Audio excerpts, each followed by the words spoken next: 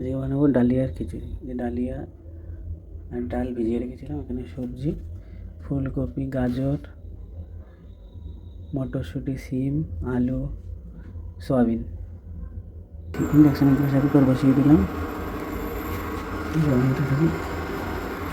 Olive অয়েলটা দেবো অল্প একটুখানি।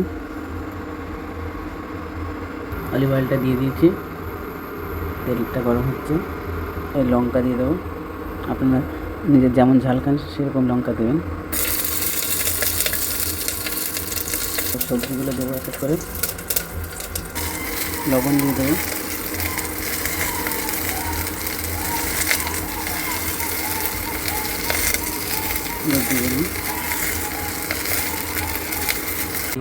দিয়ে জল দিয়ে দিয়েছি। এবার ঢেকে দেবো, ঢেকে দিচ্ছি। ডালিয়ার সাথে হবে বেগুন ভাজা, খুব ভালো লাগে ডালিয়ার খিচুড়ির সাথে বেগুন ভাজা খেতে। হলুদ আর নুন মিশিয়ে নিয়েছি, এবার বেগুনে মাখাবো দু সাইডে ভালো করে। সুন্দর করে নুন হলুদ মাখিয়ে নিলাম বেগুনে নুন হলুদ মাখানো হয়ে গেছে।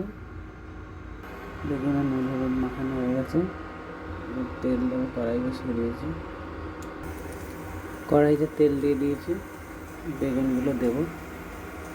প্রেসার কুকারে সিটি পড়ার মতো হয়ে গেছে, দুটো সিটি দেবো। একটা সিটি পড়লে আর একটা পড়বে। এক এক করে বেগুন দিয়ে দেবো কড়াইতে।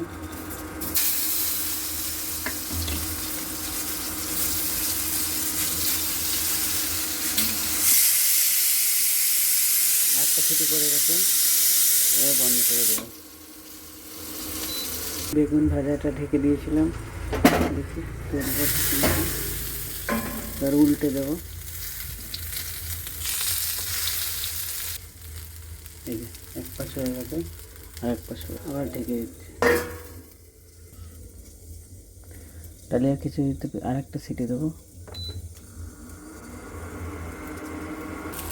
ফাইনালি বেগুন ভাজা কমপ্লিট, এবার নামিয়ে দেবো। বেগুন ভাজার সাথে ডিমের অমলেট হবে, একটা ডিমের অমলেট করবো। এই যে একটুখানি তেল আছে এর মধ্যে করবো, পোষ করবো, জলপোষ। ডিমের জলপোষ করার জন্য প্রথমে একটু জল দিচ্ছি, আর এই ডিমটা ভেঙে দেবো। ডিমের পোষ খুব স্বাস্থ্যকর খাবার।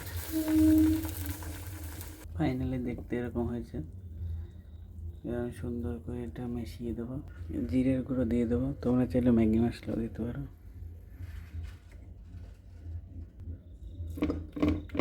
সুন্দর করে মিশিয়ে নিচ্ছে। ফাইনালি কমপ্লিট বেগুন ভাজা, ডিমের জলপোষ আর ডালিয়ার খিচুড়ি। দেখুন দেখতে কত সুন্দর হয়েছে, একদম স্বাস্থ্যসম্মত খাবার। চাইলে আপনারাও বানাতে পারেন। Thank you.